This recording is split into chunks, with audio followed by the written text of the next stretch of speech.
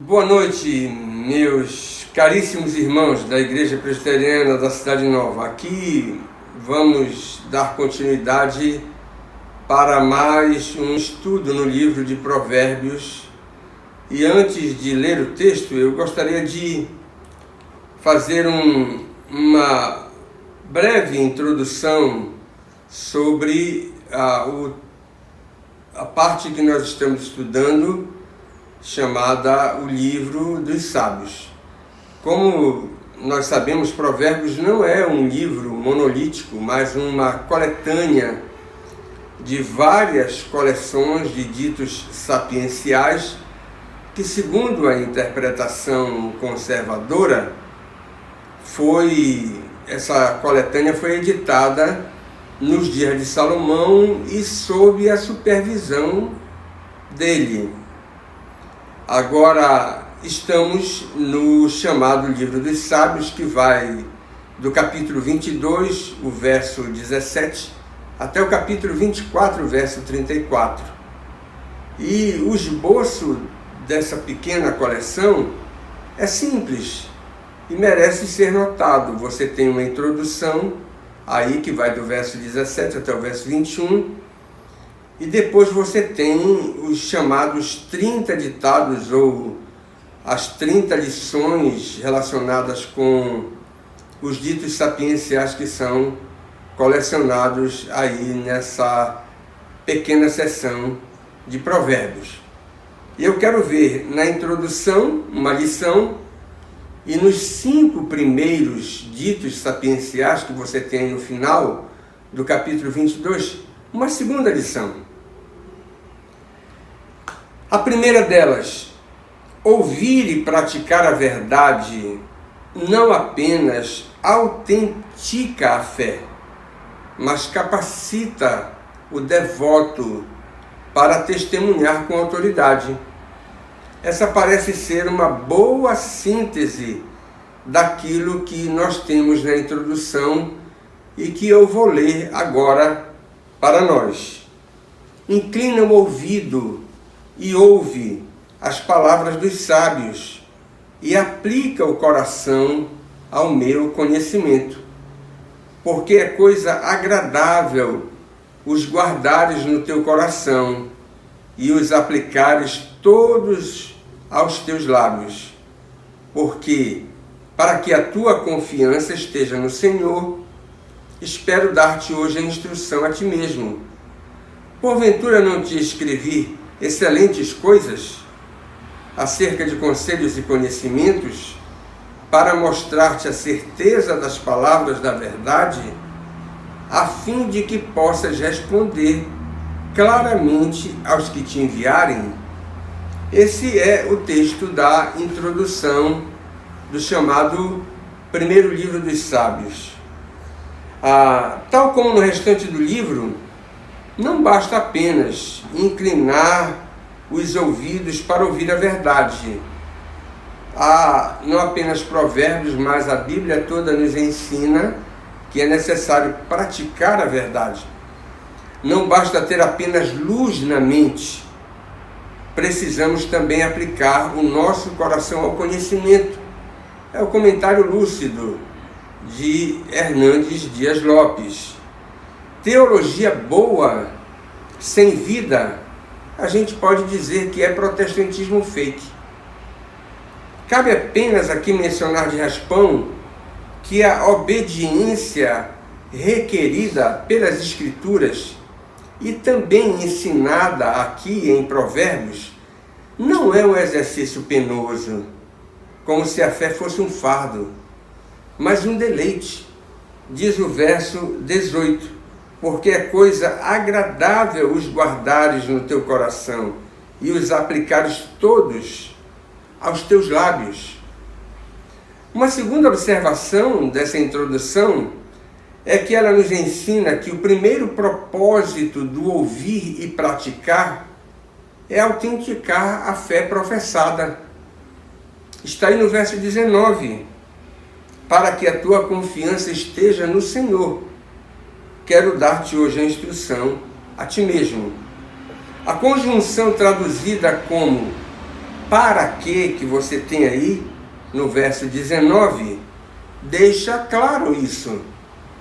O ensino geral das Escrituras é que não basta ouvir de bom grado a verdade, mas exige-se praticá-la. Talvez você me peça uma ilustração, e uma das melhores ilustrações que nós temos nas Escrituras a respeito de um homem que gostava de ouvir a verdade, mas que não se atreveu a praticá-la, é o caso de Herodes, que tinha um imenso prazer de ouvir João Batista quando o prendeu e frequentemente o chamava para escutá-lo, mas foi responsável pela execução bárbara do profeta, mandando cortar a sua cabeça por causa daquele estado pecaminoso em que ele vivia e atendendo ao pedido da ímpia Herodias. E você pode ver em Marcos, capítulo 6, verso 20, como Herodes tinha um enorme prazer em ouvir João Batista, mas jamais ousou se comprometer com a verdade que tanto ouviu, e ouviu de boa mente, diz o texto. A terceira observação e lição que nós temos nessa introdução é que o segundo propósito do ouvir e praticar é potencializar o testemunho do crente. Novamente aparece uma conjunção aqui no texto, traduzida no final do verso 21, como a fim de, apontando para esse segundo objetivo que nós temos na obrigação, não apenas de ouvir de boa mente a verdade, mas colocá-la em prática. Parece claro que uma fé teórica não irá impressionar ninguém, talvez enganar meia dúzia de tolos. E basta lembrar, como ilustração disso, aquilo que aquela viúva de Sarepta disse de Elias. E o nosso desejo é que as pessoas que ouvem o nosso testemunho e acompanham a nossa vida possam dizer a mesma coisa. Disse a mulher a Elias: nisto conheço agora que tu és homem de Deus e que a palavra do Senhor na tua boca é verdade. Primeiro livro dos Reis, capítulo 17, verso 24. Com esta perspectiva em mente, ou foi com esta perspectiva em mente, que o apóstolo Paulo escreveu: sede meus imitadores, como também eu sou de Cristo. O apóstolo, bem como a fé cristã, não apenas defendem uma profissão de fé correta, mas um estilo de vida compatível com aquilo que se professa. Ouvir e praticar a verdade não apenas autentica a fé, mas capacita o devoto para testemunhar com autoridade. Os 5 primeiros ditos sapienciais dessa coleção, que eu vou ler agora, tem uma outra lição interessante para nós. Não roubes ao pobre porque é pobre, nem oprimas em juízo ao aflito, porque o Senhor defenderá a causa deles e tirará a vida aos que os despojam. Não te associes com o iracundo, nem andes com o homem colérico, para que não aprendas as suas veredas e assim enlaces a tua alma. Não estejas entre os que se comprometem e ficam por fiadores de dívidas, pois se não tens com que pagar, por que arriscas perder a cama de debaixo de ti? Não removas os marcos antigos que puseram teus pais. Vês a um homem perito na sua obra? Perante reis será posto, não entre a plebe. Irmãos, a lição envolvida nesses 5 primeiros ditos sapienciais da coleção parece ser a seguinte: a verdadeira piedade sempre se mostrará cuidadosa nos seus relacionamentos. Primeiro, a injustiça descaridosa para com o próximo, seja nas relações comerciais, ou seja nas questões decididas em tribunais, se nos comportamos de forma injusta e descaridosa para com os menos favorecidos, isso sem dúvida alguma, diz o texto, irá atrair a ira divina. Versos 22 e verso 23.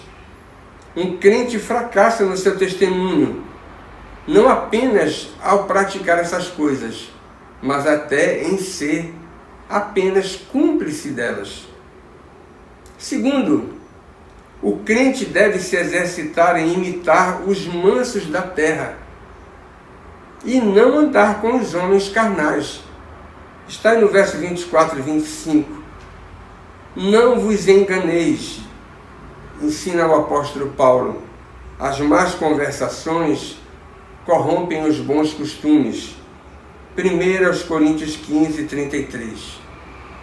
O terceiro dito: ninguém deve se deixar seduzir pela vaidade que procura passar a impressão de que tem mais do que verdadeiramente possui. Versos 26 e 27. Ser fiador sem lastro financeiro, diz o texto sagrado, é um péssimo testemunho, mas é também um atentado contra a própria estabilidade da família. Você pode perder a sua própria cama. Quarto, a piedade cai por terra quando se associa à cobiça. Diz o verso 28. Basta lembrar, convém lembrar, naqueles dias antigos, a terra era um bem inalienável, garantido pela lei de Moisés. Mudar os marcos aqui não significa apenas avançar sobre a propriedade alheia, mas fazer isso com violência e de forma completamente descaridosa. A quinta lição, que das 5 está formulada na forma positiva, todas as 4 primeiras estão na negativa. A verdadeira espiritualidade sempre busca alcançar o prêmio da competência. E aqui é uma lição preciosíssima para a igreja de todos os tempos, para os crentes do atual momento da história. Um crente preguiçoso em melhorar a sua qualificação, sem sombra de dúvidas, envergonha o Evangelho de Cristo.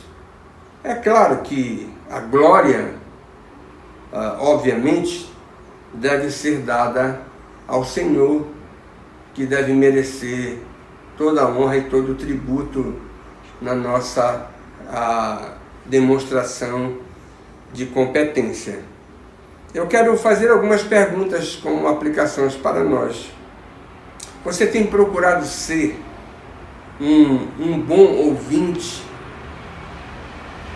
mas também um praticante exemplar? As duas coisas precisam estar casadas. Esse é o ensino do verdadeiro Evangelho. Não basta ouvir, você precisa praticar. A sua vida precisa de alguma revisão para melhorar o ouvir e praticar a palavra de Deus? E por último, você tem andado na companhia dos santos e tem procurado imitar a conduta deles?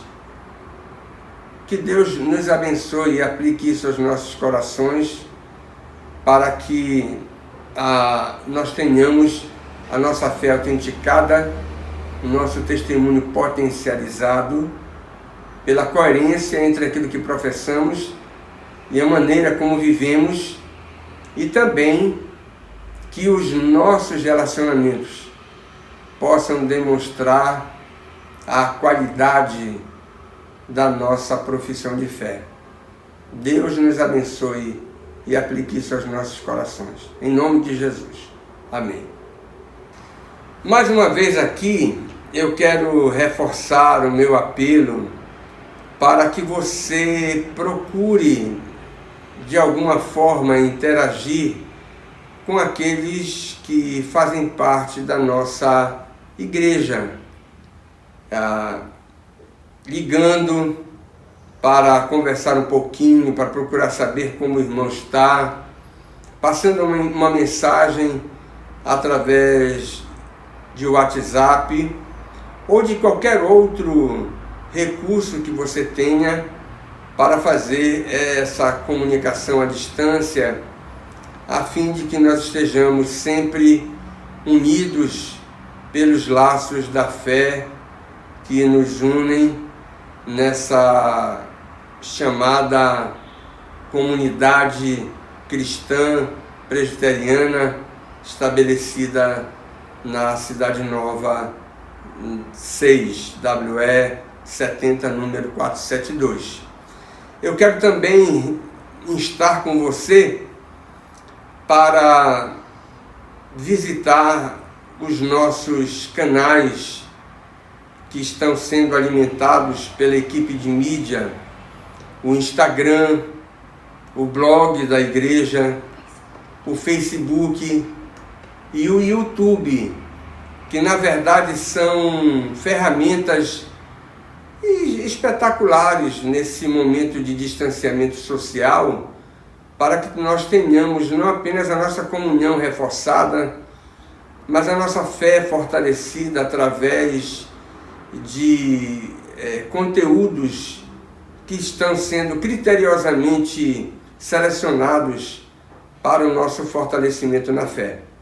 Faça isso e deixe lá o seu like, o seu joinha, faça os seus comentários positivos, incentivando a equipe que tem sido zelosa, extremosa no trabalho de procurar oferecer para a nossa igreja aquilo que nós julgamos ser o melhor para o fortalecimento da nossa fé em Cristo Jesus. Muito obrigado e Deus abençoe você.